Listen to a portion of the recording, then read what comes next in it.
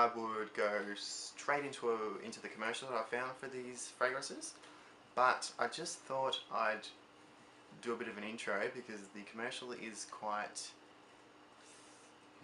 it's a bit of a cross between Island of Dr. Moreau and Hannibal Lecter. Okay, it's pretty scary, weird. You might want to not let your children watch it. It worried me quite a lot, actually. So, yeah, just a bit of a heads up there, but it's playing now.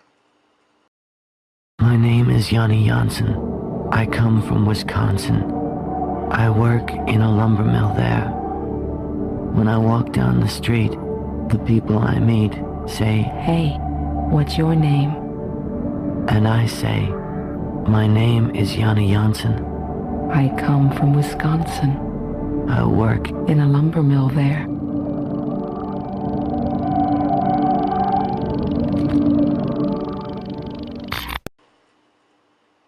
Okay, in this episode of The Prince of Cologne, I'm covering two fragrances, CK1 and CKB, both by Calvin Klein. The first thing I'm going to cover is the unisex fragrance thing, okay? Not many people know what it is. It's pretty obvious. It's a fragrance that both men and women can wear.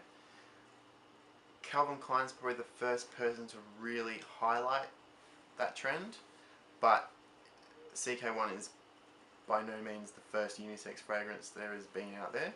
The first one, actually I don't even think it was the first one, but another one is 4711 by Mullins. I haven't actually smelled that one yet, but I will endeavour to get a sample.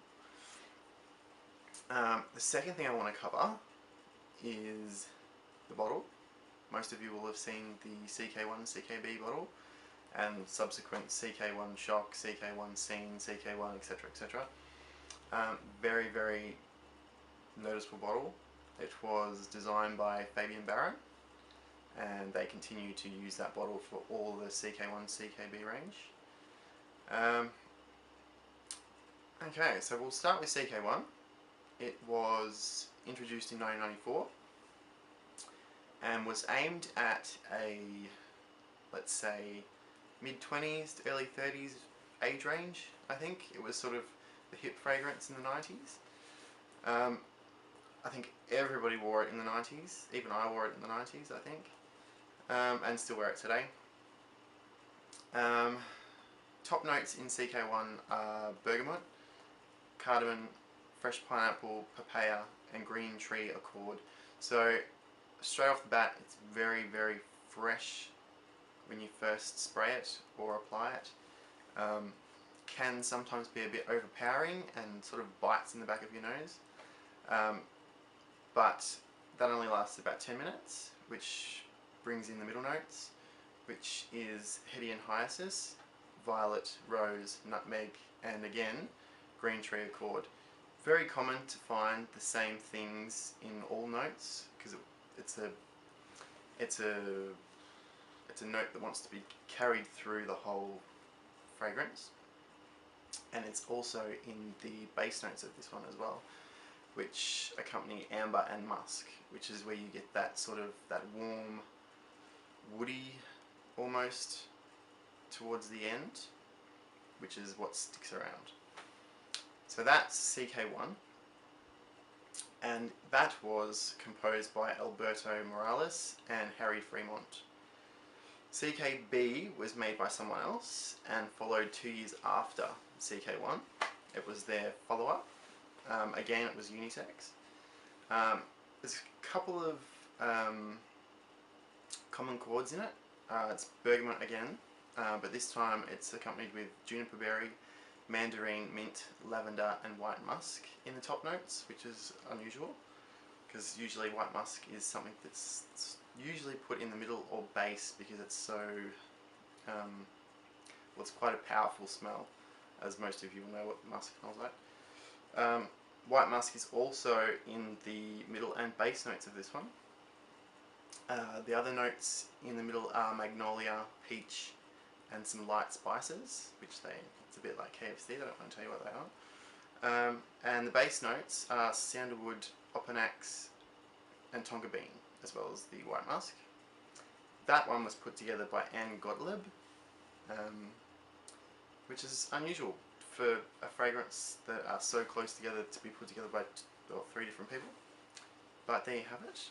That CK1, CKB are very versatile fragrances. Can be worn at any time, I'd say, but for me personally, I think they're more of a daytime scent. And I'd even go so far as to say a summer scent. I mean, obviously the CK1 has their own summer range, but it's very, very fresh and very fruity. So unless you like the really citrusy stuff, probably best to stick with the standard CK1. But yeah, as I said, very versatile, so it can be worn at any time, I'd say. So that's episode 1. I hope you enjoyed it. There'll be some bloopers after this, and I'm sure you'll love those. Subscribe to my channel. No one has yet. I'm really upset about it, but people are watching it, so I can't really complain. Just a little about what's coming up next week. I will be doing Diesel Only the Brave next week, so you'll all look forward to that, I'm sure. Yes, I've got some quite interesting theories behind that particular fragrance, so look out for that one next week.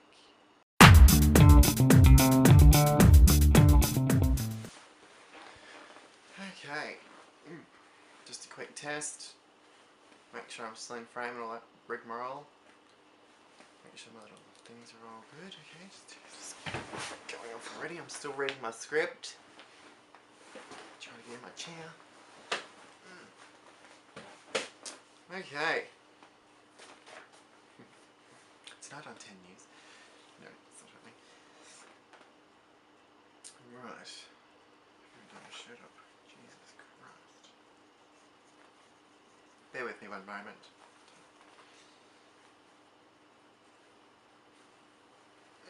Okay. Alright.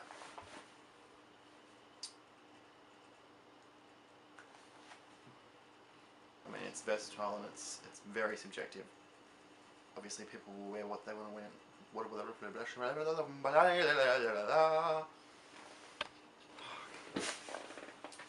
It's been a very long day today, so this episode has been very difficult for me. I've had to endure lots of coffee drinking today. Product placement. I expect free coffee from this place from now on. That would be great. What else was I going to say? I've forgotten now. The commercial. Did we like the commercial? Isn't it terrifying? If your face wasn't like this towards the end of it, there's something wrong with you.